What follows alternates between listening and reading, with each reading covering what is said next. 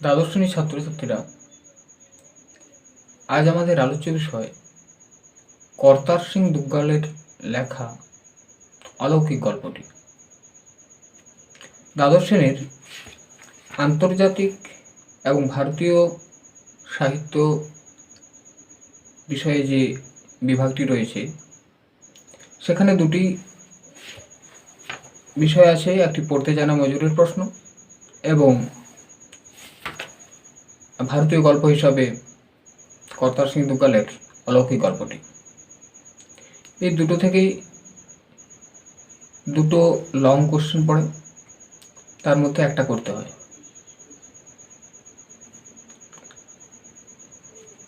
কর্তার সিং দুগ্গাল একজন পাঞ্জাবি প্রথিতযশা সাহিত্যিক হিসাবে তিনি একজন সর্বভারতীয় খ্যাতিমান মানুষ।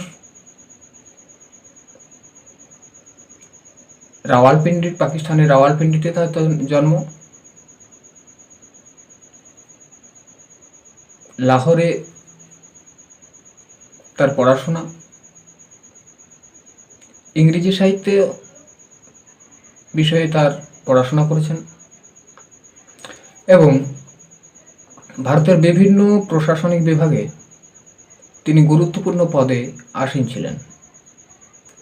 তিনি আকাশবাণীর অধিকর্তা হিসাবেও যুক্ত ছিলেন, এমনকি 1963 থেকে 73 পর্যন্ত তিনি যোজনা কমিশনের উপদেষ্টা হিসেবে যুক্ত ছিলেন। পরবর্তীকালে তিনি ভারতের রাজ্যসভায় একজন সদস্য হিসেবে মনোনীত হয়েছেন। তিনি বহু ভাষাবিদ ছিলেন। পাঞ্জাবি ভাষার পাশাপাশি তিনি হিন্দি, উর্দু, ইংরেজি ইত্যাদি একাধিক ভাষায় তিনি নিজের সাহিত্যগুলোই অনুবাদ করেছেন এবং তার সাহিত্যগুলো সর্বভারতব্যাপী প্রচারিত।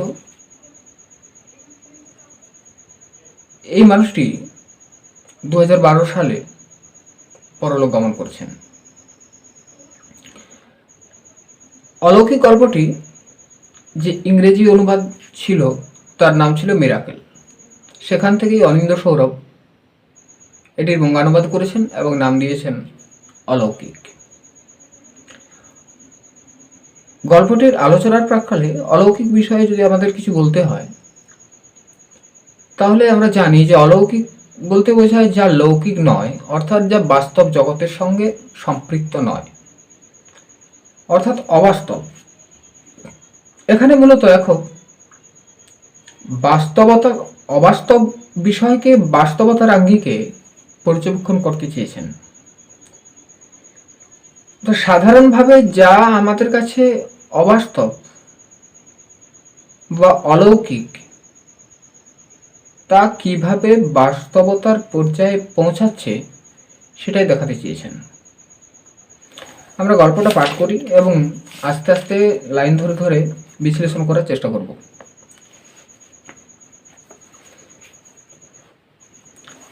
এখানে তার আগে বলে রাখা ভালো যে গল্পটায় দুটো পার্ট রয়েছে। একটা গুরু নানকের গল্প, যেগুলো সাধারণ মানুষের মুখে মুখে প্রচলিত।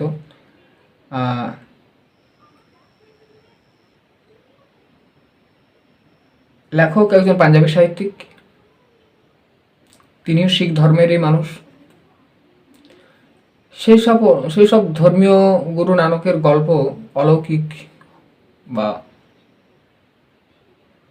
অবাস্তব জগতের কিছু গল্প, সেগুলো লেখক জানেন এবং সেই গল্পগুলোর আঙ্গিকে একটা বাস্তব গল্পকে এখানে বিপরীত মুখে বসিয়ে দুটোর পর্যবেক্ষণ করার চেষ্টা করেছেন।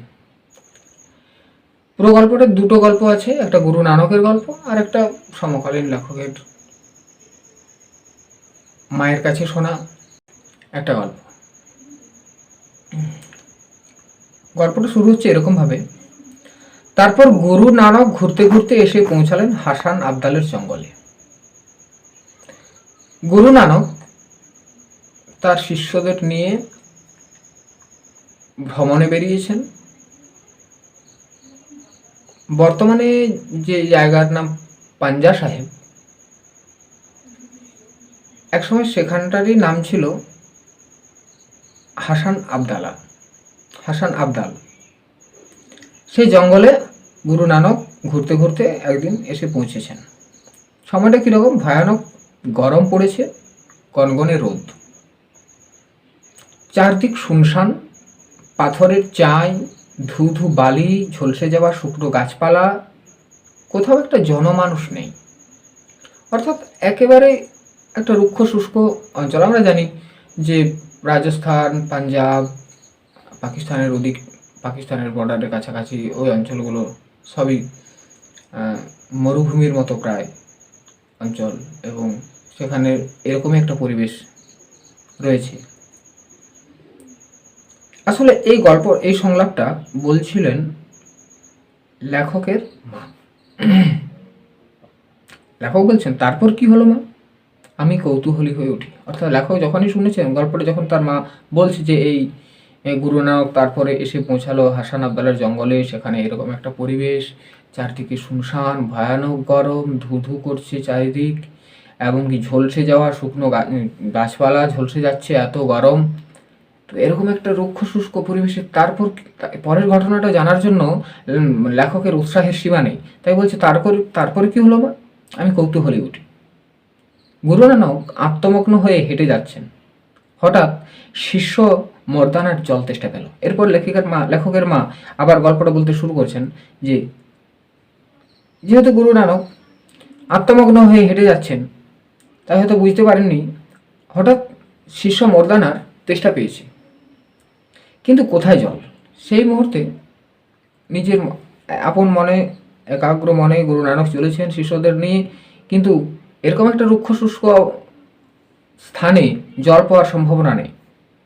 তাই কোথায় সেখানে জল পাবে? গুরু বললেন যে, ভাই মর্দানা, সবুর করো।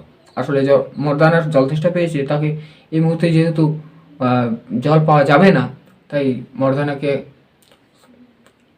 শান্ত হতে বলেছেন, যে একটু অপেক্ষা করো, পরের গায়ে গেলেই পাবে।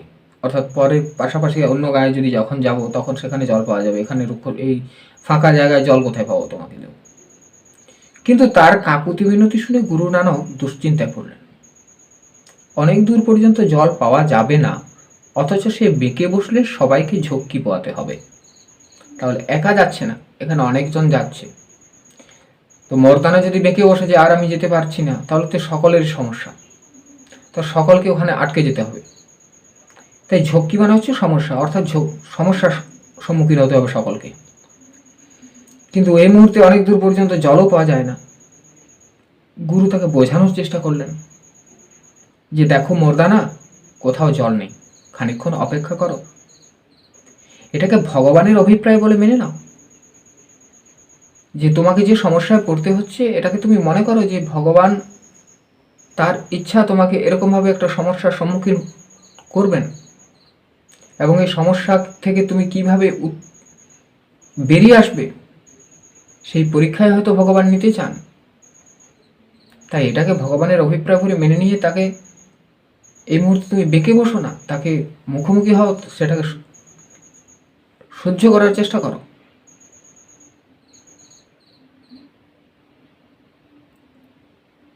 মর্দানা তবু নড়তে রাজি নয়, সেখানেই বসে পড়ে। এগোবার আর উপায় নেই। গুরু গভীর সমস্যায় পড়লেন। মর্দানার একগুঁয়েমি দেখে হাসি পেলেও সেই সঙ্গে বিরক্তও হলেন। শিশু নয় মর্দানা, যথেষ্ট বোদ্ধা একজন শিষ্যাও। তো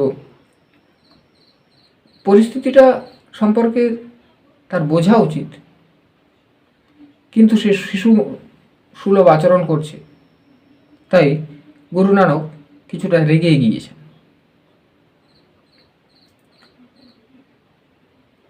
তাহলে কি করা যায়? মর্দানা তো একগুঁয়ে হয়ে বসে পড়েছে। গুরু নানক বিরক্ত, পরিস্থিতি দেখে ধ্যানে বসলেন তিনি। নানক, তিনি একজন মহান মানুষ, তিনি একজন সিদ্ধ পুরুষ। তারা ধ্যানে সব কিছু জানতে পারেন। তাই তিনি ধ্যানে বসলেন যে কিভাবে সেখানে জল কিছু পাওয়া যায় কিনা, এই উদ্দেশ্যে।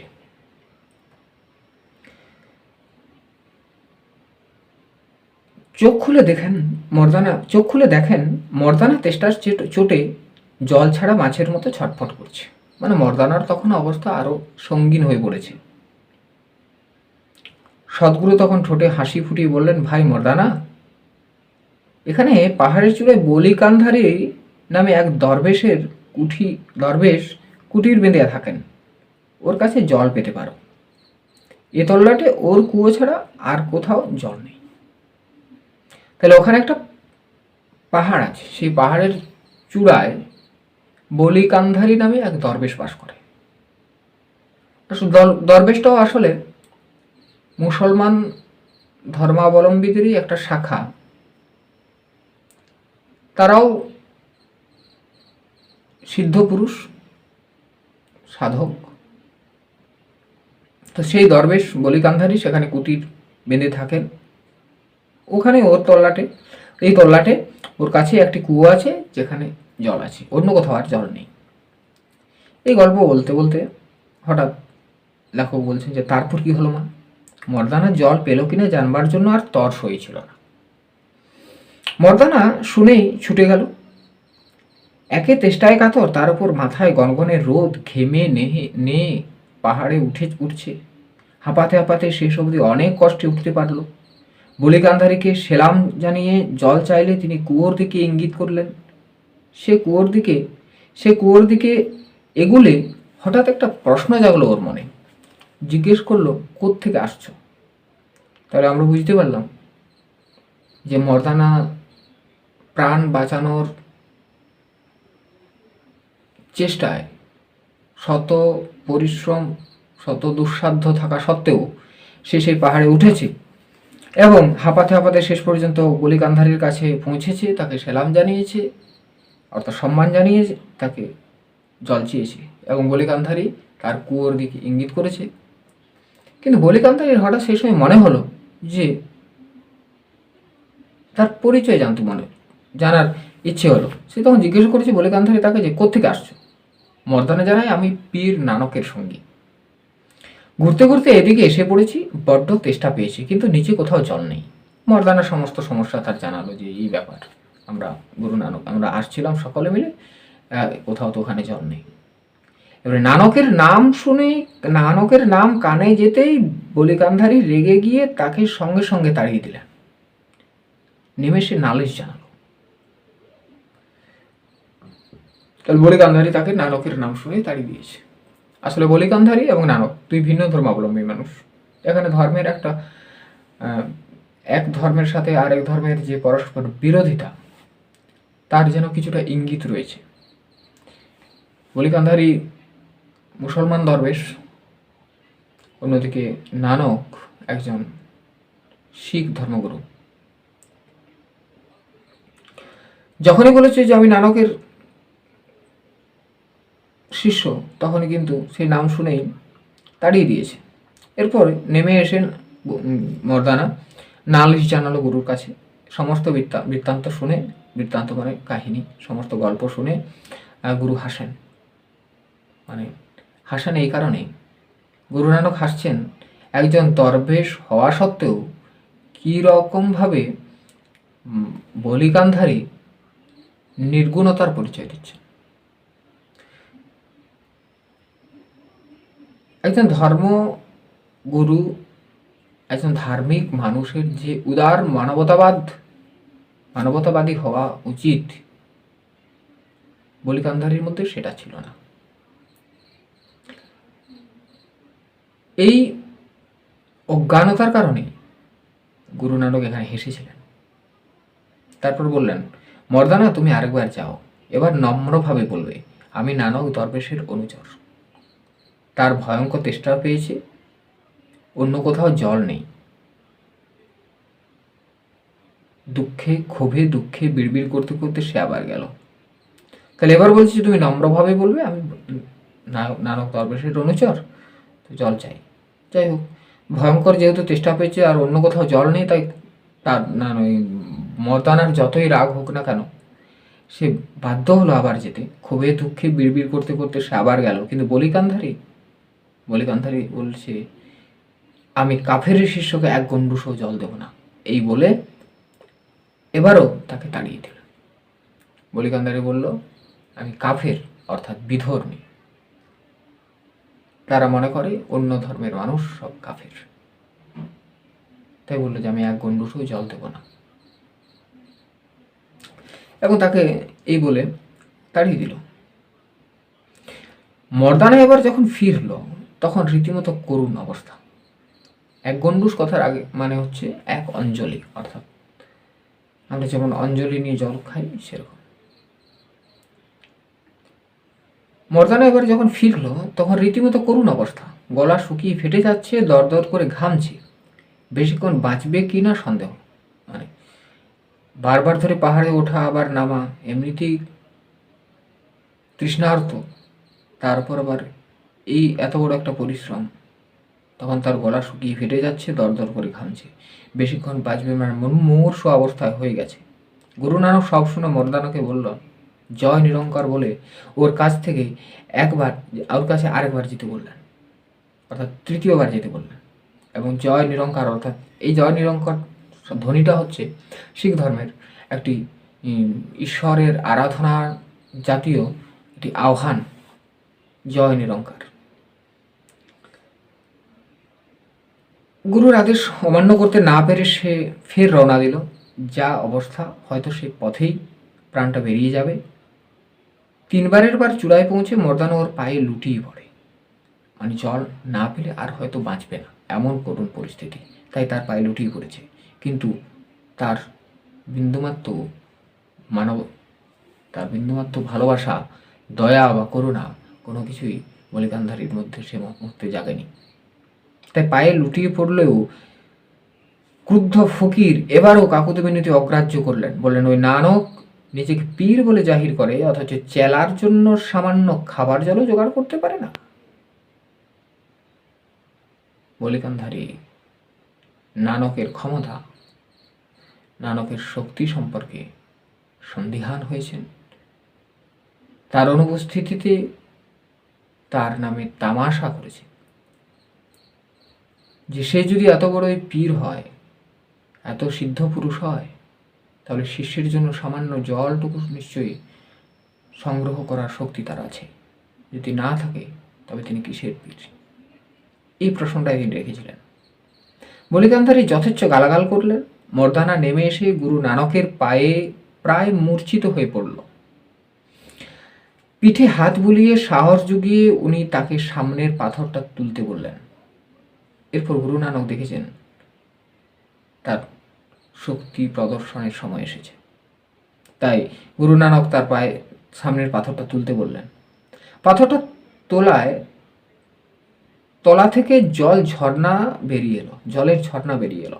এবার পাথর তোলা মাত্রই তলের থেকে একটা ঝর্ণার মতো জল বেরিয়ে এলো।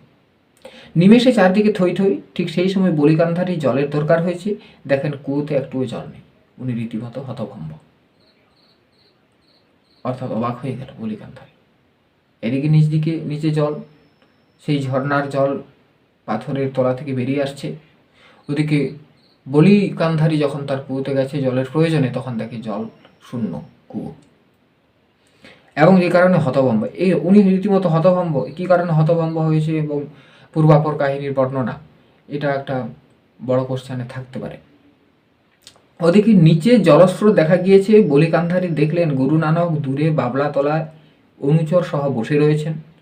ক্ষিপ্ত হয়ে বলি পাথরের একখানা চাঙড় নিচে গড়িয়ে দেন।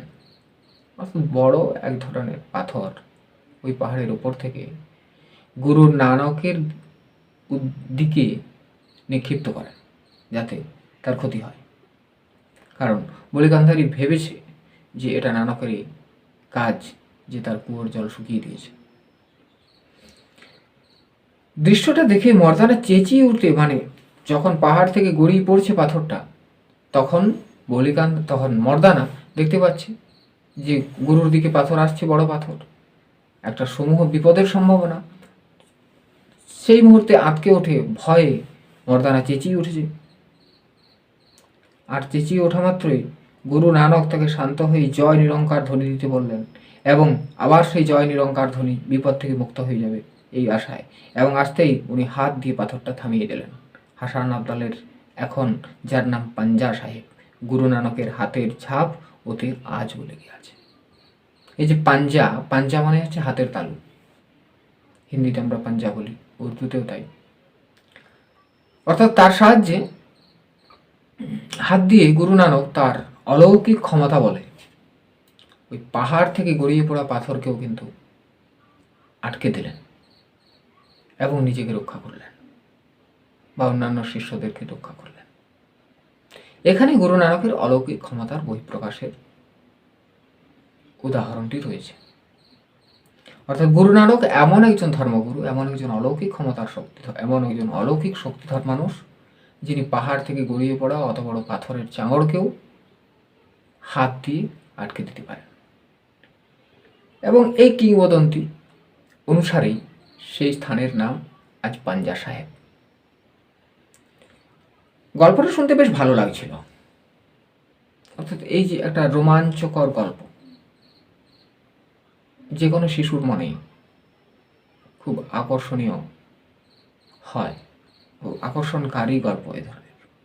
তাই গল্পটা শুনতে তার ভালো লাগছিল, কিন্তু হাত দিয়ে পাথরের চাঙড় থামিয়ে দেওয়ার ব্যাপারটা মেজাজ বিগড়ে দিল। কিন্তু এই যে শিশু মন হলেও লেখক কিন্তু যুক্তিবাদী ছিলেন ছোট থেকেই। তাই যখন পাথরের চাঙড় হাত দিয়ে আটকে দেওয়ার কথা আসে, তখনই কিন্তু তার যুক্তিবাদী মন, বিজ্ঞান মন তাতে বাধার সৃষ্টি করে। বিষয়টা তিনি মেনে নিতে পারেন না। একটা মানুষ কিভাবে, এ কি আদৌ সম্ভব? একটা মানুষ কিভাবে পাথরের চাঙড় থামিয়ে দেবে? এটা সত্যি যে পাথরের চাঙড় একটা সাধারণ মানুষ কিভাবে থামিয়ে দেবে? ওতে কিনা আজও হাতের ছাপ আছে। বিশ্বাস হলো না। মনে হয় পরে কেউ খোদাই করেছে এবং মার সঙ্গে তর্ক শুরু করি। তাহলে মার সাথে লেখক তর্ক শুরু করেন এই ভেবে যে ওটা আসলে কিংবদন্তিটা বাস্তব নয়। গুরু নানকের ক্ষমতা, গুরু নানকের ধর্ম প্রচারের উদ্দেশ্যেই এরকম বানানো কাহিনী প্রচার করা হয়েছে, যেমন সাধারণ হয়ে থাকে অনেক সময়। নানা ধরনের অলৌকিক বানানো কাহিনী তার মাহাত্ম্যকে প্রচার করার জন্য সাধারণ মানুষের মধ্যে ছড়িয়ে দেওয়া হয়। লেখকেরও মনে হচ্ছে এরকমই। আর যে হাতের দাগ এখনো আছে বলে জানা যায়, লেখক মনে করেছে যে সেটা হয়তো কেউ খোদাই করে রেখেছে এবং সেটা সেই পুরোনো দিনের গুরু নানকের হাতের ছাপ বলেই চালিয়ে দেওয়া হচ্ছে।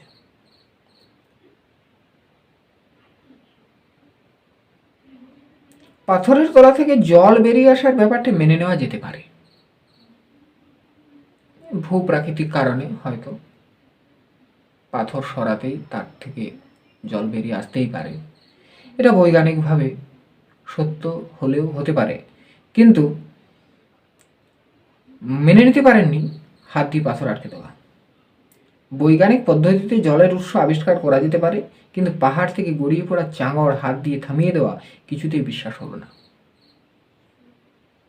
মুখের ভঙ্গিতে মনের ভাবটা ফুটে ওঠায় মা চুপ করে গেলেন। মুখের ভঙ্গিতে মনের ভাবটা ফুটে ওঠায় মা চুপ করে গেলেন। অর্থাৎ মা চুপ করে গেলেন এই কারণে, আমি অর্থাৎ লেখক গল্পটা কিছুতেই বিশ্বাস করতে পারছেন না। এটা দেখেই মা তার সম্পর্কে খুব বেশি বিতর্কের যাননি। কারণ এই শক্তিধর মানুষ, এই মহাত্মা, তাদের ক্ষমতা, তারা কত পরিমাণ শক্তিধর এবং কী পরিমাণ অলৌকিক শক্তির অধিকার তাদের রয়েছে, সে সম্পর্কে তর্ক করে কখনোই মানুষকে বিশ্বাস করানো যায় না।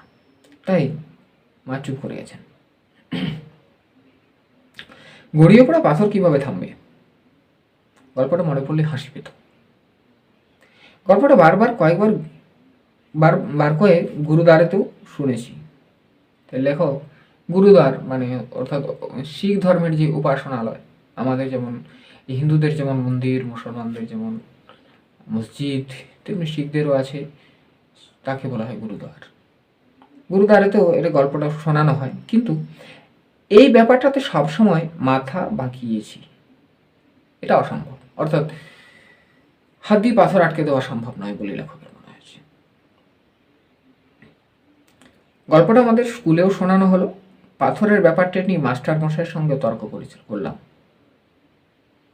কিন্তু লেখক বারবারই যেখানেই গল্পটা শুনছেন সেখানে কিন্তু তিনি একটা বিষয়ে বারবার তর্কই করছেন, যে কিছুতেই মেনে নিতে পারছেন না যে হাত দিয়ে কখনোই মানুষের পক্ষে এরকম সম্ভব নয়। যারা পারে তাদের পক্ষে মোটেই অসম্ভব না বলে উনি আমাদের চুপ করিয়ে দিলেন। অর্থাৎ শিক্ষক মশাই দেখেছেন যে যেহেতু তা অনির্বাচনীয়, মুখে বলে তাকে বিশ্বাস করানো যায় না, বা এর কোনো যুক্তি নেই, যে এমন তো কিছু যুক্তি নেই যে এভাবে হাত দিলে এত বড় পাথরের চাঙড় আটকে যাবে। কিন্তু নানক একজন মহান শক্তিধর মানুষ, তাই তিনি এটা সম্ভব করতে পেরেছেন। তাই শিক্ষক মশাই তাকে একটাই বলেছেন যে যারা অসম্ভবকে সম্ভব করতে পারে তাদের পক্ষে অসম্ভবকে সম্ভব করা সহজ। অর্থাৎ যারা ক্ষমতাশালী তারা সব পারে, এই বলে শিক্ষক মশাই লেখককে চুপ করিয়ে দিয়েছেন। তবু বিশ্বাস হল না, পাথরের চাঙড় কেউ থামাতে পারে? আমার চেঁচিয়ে উঠতে ইচ্ছা করত। অর্থাৎ নিজের অভিমতকে অন্যের ওপর চাপিয়ে দেওয়ার একটা দৃঢ় প্রচেষ্টা লেখকের মধ্যে তখন ছিল। লেখক ভাবতো যে কেন আমার বিজ্ঞান, আমার বৈজ্ঞানিক বুদ্ধি বা আমার যুক্তিবাদটাকে কেউ মেনে নিচ্ছে না। তাই নিজেকে প্রকাশ করার জন্য তার চেঁচিয়ে উঠতে ইচ্ছে করত। কিছুদিন পর শুনলাম পাঞ্জা সাহেবের শাখা হয়েছে। সেকালে ঘন ঘন শাখা হতো। পাঞ্জাবে সাহেবের শাখা হচ্ছে ওদের সামাজিক বা ধর্মীয় এক ধরনের অনুষ্ঠান, যেখানে মানুষ মারা যাওয়ার পর তাদের যে রীতিনীতি, সেই রীতিনীতি পালন করা, সেটা হচ্ছে শাখা। সেকালে ঘন ঘন শাখা হতো। কোথাও শাখা হলেই বুঝতে পারতাম বাড়িতে অরন্ধন, রাতে মেঝেতে শুতে হবে। তবে শাখা আসলে কি তখন তো জানতাম না। তবে শাখা হলে কি করতে হয় না, শাখা হলে বাড়িতে অরন্ধন পালন, রাত্রে মেঝেতে শুতে হতো। আর তবে শাখা বিষয়টা কি তখনও লেখক সে সম্পর্কে ওয়াকিবহাল ছিল না। অর্থাৎ এটা যে মানুষের মৃত্যুর পর হয়, এর মধ্যে যে একটা শোক রয়েছে, সেটা কিন্তু লেখক তখন জানতেন না। আমাদের গাঁ থেকে পাঞ্জা সাহেব তেমন দূরে না, অর্থাৎ লেখকের গাঁ থেকে পাঞ্জা সাহেব কাছাকাছি। শাখার গল্প পাওয়া মাত্র মা পাঞ্জা সাহেবের দিকে রওনা দিল, সঙ্গে আমি আর আমার ছোট বোন। এটা মনে রাখতে হবে যে পাঞ্জা সাহেবে যখন লেখক তার মায়ের সাথে যাচ্ছিল তখন তার সাথে কে ছিল? লেখকের ছোট বোন। সারাটা পথ ধরে মা কেঁদেছিল, অর্থাৎ সেই মানুষের বেদনায়, দুঃখে, শোকে। ব্যাপারটা কি সারাক্ষণ ধরে তাই ভাবছি, যে মা এত কাঁদছে কেন, এমন কি ঘটনা যে শাখার জন্য মাকে কাঁদতে হচ্ছে। পাঞ্জা সাহেবে পৌঁছে এক আশ্চর্য ঘটনার কথা জানতে পারি। এরপরে আশ্চর্য ঘটনা এই গল্পটার দ্বিতীয় পার্টে আমরা পৌঁছাচ্ছি। দূরের শহরে ফিরিঙ্গিরা নিরস্ত ভারতীয়দের ওপর গুলি করেছে। আবাল বৃদ্ধ বনিতা সবাই আছে মৃতদের মধ্যে, বাকিরা অন্য শহরে জেলে পাঠানো হচ্ছে। কয়েদিদের যদিও খিদে তেষ্টায় সব মরার মতো অবস্থা, তাও হুকুম হয়েছে তাদের ট্রেন যেন কোথাও না থামে। পাঞ্জা সাহেবের লোকজন খবরটা পেয়ে সবাই উত্তেজিত। তাহলে গল্পটা ইংরেজ শাসনাধীন ভারতবর্ষের কথা, যখন উত্তর পশ্চিম ভারতের প্রবল আন্দোলন চলছে, সাধারণ মানুষের ওপর অকথ্যভাবে নির্যাতন চলছে এবং গুলিগোলা চলছে। এরকম একটা পরিস্থিতিতে ঘটেছে কি না, দূরে শহরের ফিরিঙ্গিরা নিরস্ত সাধারণ ভারতীয়দের ওপর গুলি চালিয়েছে এবং আবাল বৃদ্ধ বনিতা সব মারা গেছে। শিশু মারা গেছে, সাধারণ বয়স্ক, বৃদ্ধ, সাধারণ যুবক, মানে সমস্ত ধরনের মানুষই এই গুলিগুলোতে মারা গেছে এবং কিছু মানুষকে গ্রেপ্তার করে তাদেরকে জেলে পাঠানো হচ্ছে। তো জেলে পাঠানো হচ্ছে যখন, কয়েদিদের খিদে তেষ্টায় কাতর সবাই, সব মরার মতো অবস্থা। ট্রেনে করে তাদেরকে নিয়ে যাচ্ছে অন্য জেলে, অন্য শহরে। তাও হুকুম হয়েছে যে ট্রেন যেন কোথাও না থামে। এরপর ট্রেন থামানোরও হুকুম নেই। অর্থাৎ যে ট্রেনে যাচ্ছে সেই ট্রেন কোথাও থামবে না, এটাই নির্দেশ। পাঞ্জা সাহেবের লোকজন খবরটা পেয়ে উত্তেজিত। পাঞ্জা সাহেবের লোকজন খবরটা পেয়েছে। কোন খবরটা?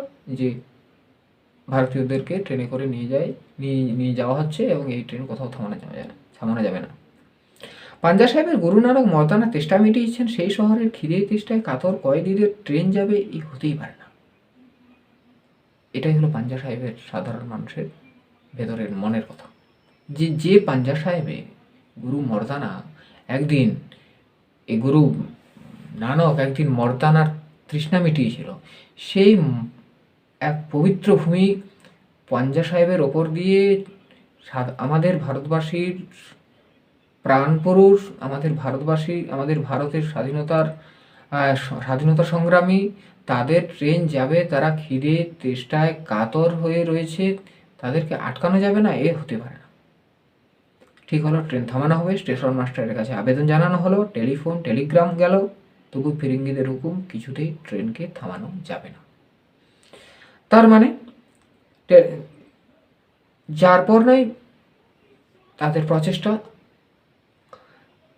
কিন্তু সেই প্রচেষ্টাও দেখা গেল যে কিছুতেই কেউ সেই প্রচেষ্টা ইতিবাচক সাড়া পায়নি। ফিরিঙ্গিদের হুকুম, কিছুতেই ট্রেনকে থামানো যাবে না। এদিকে ট্রেনের মধ্যে স্বাধীনতা সংগ্রামী দেশপ্রেমিকরা খিদে তেষ্টায় কাতর, জল রুটির ব্যবস্থা নেই, সেখানে ট্রেন থামানোর কোনো ব্যবস্থা হয়নি, তবু লোকজন ট্রেন থামাতে বদ্ধপরিকর। শহরবাসীরা তাই স্টেশনে রুটি, পায়েস, লুচি, ডাল, ডাঁই করে রেখেছে। অর্থাৎ যে কোনোভাবে তারা জানে যে কোনো উপায়ে হলেও ট্রেনকে তারা থামাবে এবং সেই ট্রেন থামিয়ে তাদেরকে খাওয়ার ব্যবস্থা করবে। সে কারণে স্টেশনে তারা প্রচুর খাবার স্তূপ করে রেখেছে, জমা করে রেখেছে। কিন্তু ট্রেনটা ঝড়ের বেগে স্টেশন পেরিয়ে যাবে, কি করা যায়? এবার ট্রেন তো আর সাধারণ গাড়ি নয় যে সামনে গিয়ে দাঁড়ালেই থেমে যাবে। ঝড়ের গতিতে যাবে ট্রেন, তাকে থামানো তো সহজ নয়, বা তাকে থামানো অসম্ভব। মায়ের বান্ধবী আমাদের সমস্ত ঘটনাটা শোনালেন। এই মায়ের বান্ধবী আসলে যার বাড়িতে শাখা হচ্ছিল, আমরা এই গল্পটা শেষ দিকে সমস্ত কাহিনীটা আবার খোলসা হয়ে যাবে যে মায়ের বান্ধবীর কাছেই আসলে লেখক এবং তার মা গিয়েছিল, এবং সেই ঘটনাটা ওখানে গিয়ে তার মায়ের বান্ধবীর কাছেই পুরো ঘটনাটা সবিস্তারে জানতে পেরেছিল। মায়ের বান্ধবী ঘটনাটা কি বলছে শুনি। তিনি বলছেন যে রেল লাইনে আমাদের ছেলেপুলে বাবা ও তারপর ওর সঙ্গীরা শুয়ে পড়লেন, ওদের পিছনে এক একজন করে আমরা, বউ আর বাচ্চারা। তীক্ষ্ণ হুইসেল দিতে দিতে ট্রেন এলো, গতি আগেই কমিয়েছে কিন্তু থামলো অনেক দূরে এসে। দেখি ওর বুকের ওপর দিয়ে চাকা, তারপর ওর সঙ্গীদের বুকের ওপর দিয়ে। আমি চোখ বুঝলাম। অর্থাৎ ট্রেন থামানোর জন্য স্ত্রী, পুরুষ, শিশু নির্বিশেষে সকলেই লাইনের ওপর শুয়ে পড়েছে। প্রথমে ছেলেরা, তারপর মেয়েরা, তারপর শিশুরা।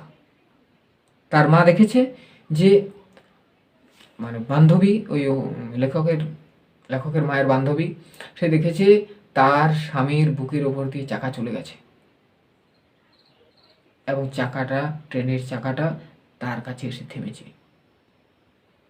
মৃত্যু একেবারে সামনে থেকে সে ফিরে এসেছিল সেদিন, কিন্তু তবুও ট্রেনকে তারা থামিয়েছিল। ছেলেপুলে ওদের পিছনে এক একজন করে, তারপর আমরা দেখলাম যে কারা কারা ছিল। গতি আগেই কমিয়েছিল ট্রেনটা, এরা যেহেতু শুয়ে পড়েছিল তাদেরকে, কিন্তু হঠাৎ তো ট্রেনের গতি কমানো যায় না, বাসের মতো। চোখ খুলে দেখি ট্রেনটা একেবারে আমাদের মাথার কাছে এসে থেমেছে। পাশে শুয়ে থাকা সকলের বুক থেকে জয় নিরঙ্কার ধ্বনি বেরোচ্ছে, সে ঈশ্বরের আহ্বান ধ্বনি তারা করছে। ট্রেন পিছোতে লাগলো। এবারে ট্রেন এগিয়ে গেছে জীবন্ত মানুষদের ওপর দিয়ে। সেগুলো আরও যখন ট্রেনটা পিছোচ্ছে, তখন লাশগুলো কেটে দুমড়ে মুচড়ে গেল। সচক্ষে দেখেছি খালপাড়ে সেতুটির দিকে রক্তের স্রোত। মায়ের বান্ধবী এই বর্ণনা দিচ্ছেন যে আমি নিজে দেখেছি অত অত মানুষের রক্ত খালের সেতুর দিকে স্রোতের মতো বয়ে চলেছে। অবাক বিহ্বল হয়ে বসে আছি, মুখে কথা নেই। সারাদিন এক ফোঁটা জলও মুখে দিতে পারিনি। অর্থাৎ এরকম একটা মর্মান্তিক ঘটনায় লেখক অত্যন্ত বিষণ্ণ হয়ে পড়েছিলেন, ভেঙে পড়েছিলেন মানসিকভাবে। তাই সেদিন আর এক ফোঁটাও জল মুখে দিতে পারেননি। সন্ধ্যায় ফেরার পথে মা ছোট বোনকে পাঞ্জা সাহেবের গল্প বলছিল। গুরু নানক মর্দানার সঙ্গে কিভাবে এ রাস্তায় এসেছিল, তেষ্টা পেলে গুরু নানক কোন পরিস্থিতিতে তাকে বলিকান্ধারীর কাছে পাঠিয়েছিলেন, বলিকান্ধারী কিভাবে তিনবার মর্দানাকে ফিরিয়ে দিয়েছিলেন, গুরু নানক কখন পাথর তুলতে বললেন, কিভাবে মাটি ফুঁড়ে ঝর্ণার জল বেরিয়ে আসে, তাতে বলিকান্ধারীর ক্ষিপ্ত হয়ে পাথরের বড় চাঙর গড়িয়ে দেয়, মর্দানা ঘাবড়ে গেলেও গুরু নানক জয় নিরঙ্কার বলে কিভাবে হাত দিয়ে সেটাকে থামিয়ে দেন। অর্থাৎ সমস্ত গল্প পূর্বাপর গুরু নানকের সেই অলৌকিক ঘটনার কথা ছোট বোনকে তার মা সন্ধ্যায় ফেরার পথে আবার বলছিল। এর আগেও লেখক এই গল্পটা বেশ কয়েকবার নানা জায়গায় শুনেছেন। তার মায়ের কাছে তো শুনেইছেন, স্কুলে শুনেছেন, গুরুদ্বারেতেও শুনেছেন। এবারেও যখন তার বোনকে তার মেয়ে গল্পটা বলছিল, তার প্রতিক্রিয়া ছিল ভিন্ন রকম। অন্য প্রতিবারই তার প্রতিক্রিয়া ছিল তিনি যুক্তিবাদ দিয়ে বিচার করার চেষ্টা করেছিলেন, বাস্তব দৃষ্টিভঙ্গির আলোকে বিচার করার চেষ্টা করেছিলেন, এবং প্রতিবারে তিনি কিছুতেই মেনে নিতে পারেননি যে গুরু নানক হাত দিয়ে পাথর থামিয়ে দিতে পারেন পাহাড় থেকে গড়িয়ে আসা পাথরকে। এবারে কিন্তু তার চিন্তা ভাবনার একটা আমূল পরিবর্তন ঘটে গেছে লেখকের, তাই তার প্রতিক্রিয়াও ভিন্ন রকম।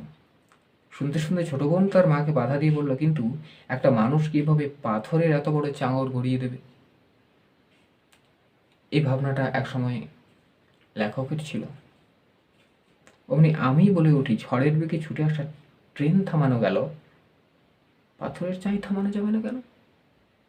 অর্থাৎ লেখক নিজেই বলেছে। এরপর লেখক বুঝতে পেরেছে যে অলৌকিক ক্ষমতা কি, মানুষের পক্ষেই সেই অলৌকিক ক্ষমতাকে অর্জন করা সম্ভব। তাই যখন এই সাধারণ মানুষই ওই ঝড়ের বেগে ছুটে আসা ট্রেনকে বুকের রক্ত দিয়ে থামিয়ে দিতে পারে, তখন পাহাড় থেকে গড়িয়ে আসা একটা পাথরকে হাত দিয়ে আটকে দেওয়া একই রকম। আমার চোখে জল।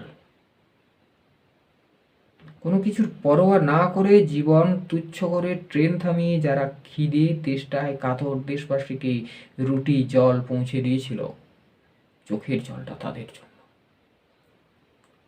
লেখকের চোখে জল সেই সকল মানুষদের জন্য যারা দেশপ্রেমিক,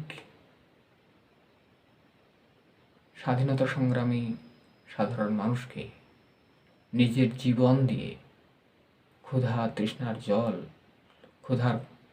তৃষ্ণার জল এবং খাদ্য পৌঁছে দিয়েছিল। অর্থাৎ লেখকের মধ্যে একটা আলাদা একটা আলাদা চিন্তা জন্ম দিয়েছে এই গল্পটি। শেষ পর্যন্ত অলৌকিক গল্পটির এক নতুনভাবে বিশ্লেষণ করতে চাইছেন, অলৌকিক শব্দটিকে একটি নতুন রূপ দেওয়ার চেষ্টা করছেন। অলৌকিক শব্দ যে অবাস্তব বলে পরিগণিত আবিধানিকভাবে, তাকে লেখক বাস্তবতায় পর্যবেসিত করেছেন। এখানে দেখাতে চেয়েছেন যে সাধারণ মানুষ অলৌকিক ক্ষমতার অধিকারী হতে পারে, যেমন গুরু নানক সেই অলৌকিক ক্ষমতার অধিকারী ছিল। এমনকি পাঞ্জা সাহেবের যে মানুষগুলো ক্ষুধায় তৃষ্ণায় কাতর দেশপ্রেমিকদের, স্বাধীনতা সংগ্রামীদের খাবার যোগান দিয়েছিলেন, তারাও ছিল অলৌকিক ক্ষমতার অধিকারী। তাই সার্বিকভাবে গল্পটির নামকরণও এই দিক থেকেই সার্থক যে দুটি ক্ষেত্রেই গল্পটি অলৌকিকতার বর্ণিত, কিন্তু অলৌকিকতাকে যেন এখানে মানুষ তার দৃঢ়তা, মানুষ তার একাগ্রতা, ইচ্ছাশক্তি এবং তার নিষ্ঠা, এই সমস্ত কিছুর গুণে এই অলৌকিককেই লৌকিকতায় পর্যবেসিত করতে পারে। আমাদের গল্পটি এখানে শেষ হলো। পরবর্তীকালে আমরা আরও অন্যান্য গল্পগুলো নিয়ে আলোচনা করব। সকলকে অনেক ধন্যবাদ।